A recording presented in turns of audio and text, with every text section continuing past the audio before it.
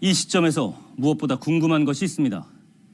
윤석열 대통령이 대체 왜 2024년 12월 3일 비상계엄을 선포했느냐 하는 겁니다. 윤석열 대통령과 비상계엄 시간을 되짚어봤습니다. 계엄을 주도한 것으로 알려진 김용현은 지난 9월 국방부 장관으로 전격 임명됐습니다. 군 통수권자의 의중을 누구보다도 잘 이해하고 있기에 국방부 장관으로서 적임자라 판단하였습니다. 결정적으로 국방부 장관이 왜 교체됐는지가 석연치가 않아요. 그들과의 서열이랄지 이런 것들로 보면 갑자기 김용현 씨가 국방부 장관을 가야 될 카등의 이유가 없었거든요. 그러니까 뒤돌아보면 그때도 많은 의심이 혹시 모를 계엄을 대비하기 위해서 국방부 장관이 가장 튼실하게 지켜줘야 되니까. 그리고 후보자는 윤석열 대통령하고는 언제부터 인연을 맺었죠? 처음 인연. 고등학교 때부터 맺었습니다. 그렇죠. 중앙고 3학년 학도 호국 단장 시절 윤석열은 2학년 후배여서 의기투합했다라고 알려져 있는데요.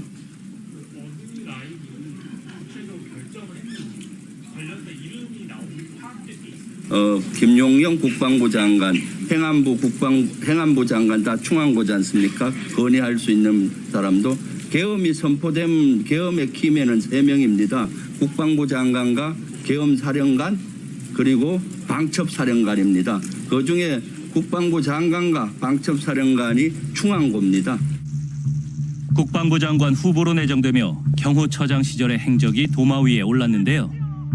과잉 심기 경호 논란을 일으킨 입틀막 사건뿐 아니라 군 간부들과의 한 비밀 회동도 문제가 됐습니다. 최근 이진우 수방사령관, 각종군 특전사령관, 여인영 방첩사령관을 한남동 공간으로 불렀죠. 출입 기록을 남기지 않으려고 입구에서 경호처 직원의 안내로 불러들여서 무슨 얘기했습니까? 계엄 이야기 안 했습니까? 우리 박선원 의원님 말씀 동의할 수 없습니다.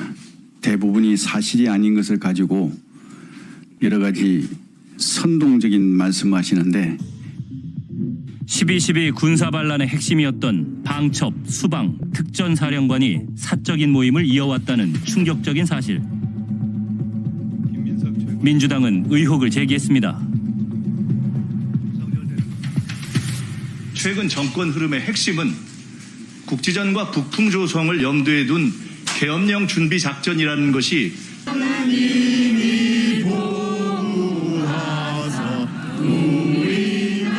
다신 떠올리기 싫은 계엄이란 단어의 등장에 민심은 양극으로 요동쳤습니다. 이놈들은 역도야! 역도의 졸개야! 무려 45년 만의 계엄. 그 배경은 무엇일까? 윤 대통령의 입에 주목할 필요가 있습니다.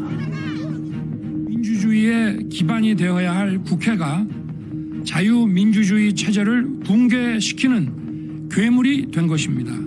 파렴치한 종북 반국가 세력들을 일거에 척결하고 반국가 세력이라는 용어를 제가 쭉 체크해 보니까 지난 2년 동안 무려 8번을 그 시점에 8번을 썼더라고요. 아주 명확하게 야당과 국회와 반대자를 향해서 반국가 세력이라는 용어를 썼더라고요. 그건 상식적으로 있을 수가 없잖아요. 자유민주주의 체제를 위협하는 반국가 세력들이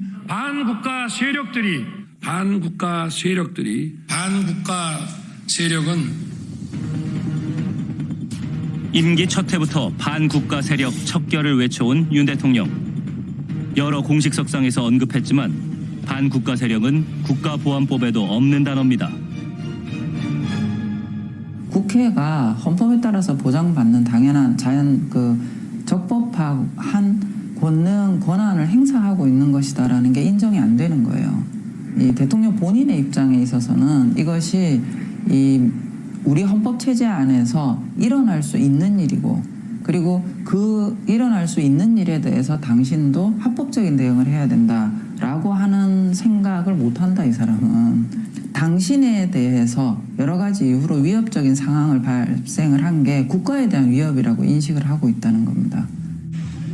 12월 3일 국회 장악을 위해 명태균 씨가 진실을 밝혀달라며 특검을 요청한 것이 바로 이날 오후였고 국회는 주요 쟁점들의 의결을 앞두고 있었는데요. 민주당이 대폭 감액한 예산안의 본회의 상정부터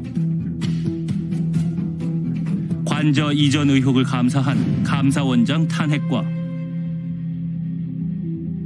김건희 여사를 불기소한 서울중앙지검장 등 검사들에 대한 탄핵, 게다가 김건희 특검법이 여야 합의로 표결될 예정이었습니다.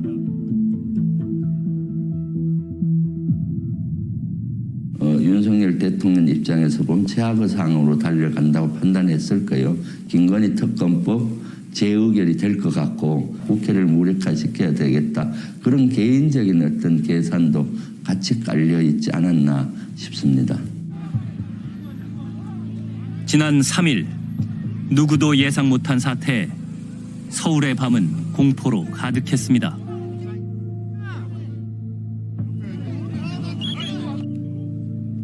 하지만 우려와 달리 무력 충돌은 적었고 대치 상황이 오래 이어졌습니다. 어젯밤 비상계엄 선포와 함께 계엄사령관 명의의 포고령도 발표됐습니다.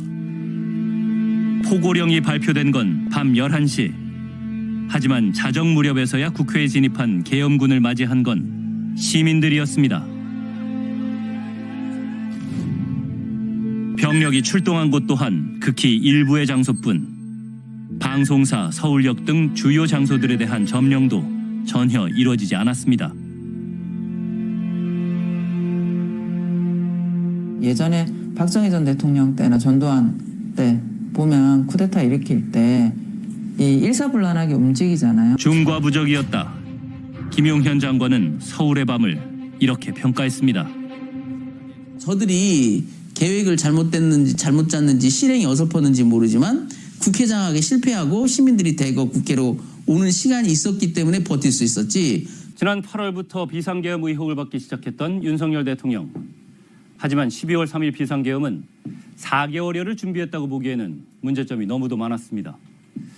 비상계엄의 요건과 절차에서 위헌적인 요소가 많아 윤석열 대통령에게 내란죄를 적용해야 한다는 주장까지 제기됐습니다. 계엄령 해제 후 시선은 윤석열 대통령에게 집중되고 있습니다.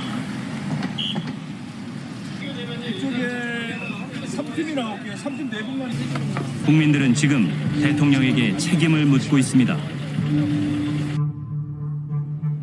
뉴스를 지켜보는 시민들, 지금이 과연 비상계엄을 내릴 만큼 비상한 상황이냐고 되묻습니다. 윤석열 대통령은 국회가 내란을 획책한다고 비난하며 비상계엄을 선포했습니다. 자유대한민국의 헌정 질서를 짓밟고 헌법과 법에 의해 세워진 정당한 국가기관을 교란시키는 것으로서 내란을 획책하는 명백한 반국가 행위입니다. 공직자에 대한 탄핵소추와 예산 조정은 국회의 합법적인 업무 범위에 해당합니다. 하지만 윤석열 대통령은 이를 반국가 행위로 규정하고 계엄군을 국회에 투입했습니다. 포고문의 문구도 섬뜩합니다. 파업 중이거나 의료 현장을 이탈한 의료인은 계엄법에 의해 처단한다고 공포했습니다. 뒷부분이 처단한다는 이야기더라고요. 처단을 한다는 게 도대체 사람이 사람한테 할 수 있는 일입니까? 정부에서 나온 문건에서 국민을 처단한다는 말이 어떻게 나올 수 있는지 저는 정말 경악을 금치 못하겠더라고요. 그래서 지금 이런 단어를 쓴 사람이 처단의 대상이 되어야지 상상할 수 없는 일입니다. 무엇보다 큰 문제는 국회의 기능을 중단시키려 시도했다는 겁니다. 헌법상 국회는 계엄군의 통제 대상이 아닙니다. 그런데도 계엄령을 선포한 직후 경찰은 국회를 봉쇄하려 시도했습니다. 계엄군이 국회에 진입한 자체부터 명백한 불법의 가능성이 있습니다.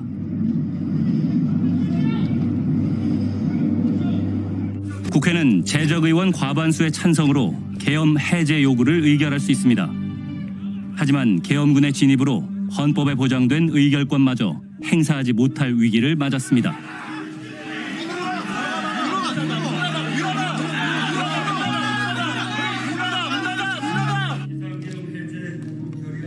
계엄군이 들어오기 직전 국회는 가까스로 비상계엄 해제 요구 결의안을 의결할 수 있었습니다.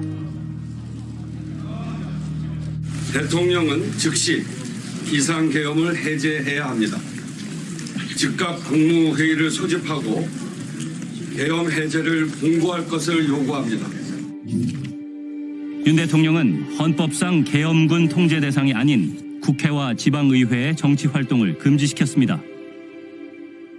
계엄이 발의가 되면은 국민의 대표인 국회가 과반 이상의 찬성으로 해제도 할 수 있고, 그런데 병력들이 국회로 난입을 계엄군이 했잖아요. 이것은 명백한 헌법을 위반하고 법률을 위반한 것이고요. 법적 근거 없이 국회에 진입했던 계엄군은 철수했고 야당은 강하게 비판했습니다. 계엄을 해제한다 해도 내란죄를 피할 수 없습니다. 윤 대통령은 더 이상 정상적인 국정 운영을 할 수 없음이 온 국민 앞에 명백히 드러났습니다. 국회의 기능을 중단시키려고 했던 거는 우리 형법상 내란죄를 구성해요. 내란죄 구성해 보면 국헌문란 목적으로 폭동화했어야 되는 건데, 여기서 이제 그 구성 요건이 국헌문란 목적은요, 헌법에서 설치한 기관의 기능 수행을 방해하면 성립합니다. 그건 딱 맞아요. 근데 폭동이냐가 남는데, 이 폭동의 범위를 우리 대법원에서는 굉장히 넓게 해석하고 있어요. 그래서 유형력 행사, 실력을 행사하는 거, 거나 또는 사람들에게 공포심을 자아내는 행동을 하거나 이런 것까지도 넓게 봐요. 근데 이번에 보면 공수부대 그 특전사 요원들이 완전 무장을 한 채로 국회의사당 본청을 진입했어요. 이게 폭동에 안 들어갈 것 같습니까? 그러니까 이게 내란죄라는 형사범죄를 구성할 수 있다는 거예요. 야당은 윤석열 대통령을 내란죄 혐의로 즉각 수사해야 한다고 주장합니다. 저는 이건 뭐 명백하다고 봅니다. 형법상 내란죄가 있고 군형법상 군사 반란죄가 있는데 둘 다 모두 해당되는 거죠. 지금 실제 과거 전두환, 노태우 두 사람이 이 내란과 군사 반란으로 한 명은 사형, 한 명은 17년 선고받은 걸로 제 기억을 하는데요. 거기에 거의 해당되는 행위입니다. 계엄사령관인 박안수 육군참모총장조차 계엄 선포를 사전에 알지 못했고 계엄군의 국회 투입 관련 지시를 한 적이 없다고 주장했습니다.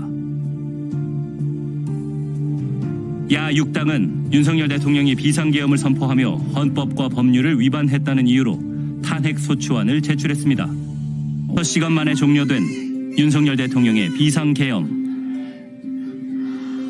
위법 논란에 휩싸이며 전국이 요동치고 있습니다.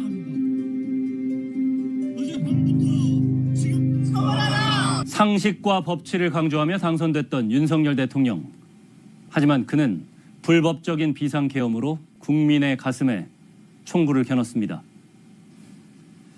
법적 요건도 충족하지 못한 것으로 보이는 비상계엄이 국회 반대에 막혀 6시간 만에 해제된 뒤 대통령 비서실장과 수석비서관들은 전원 사의를 표명했고 국무총리와 국무위원 등 내각은 총사퇴를 논의했습니다.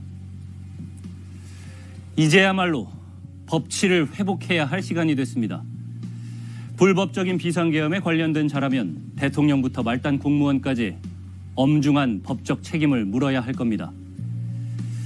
군이 국민에게 총뿌리를 겨누는 비극의 역사를 다시는 되풀이해서는 안 되기 때문입니다.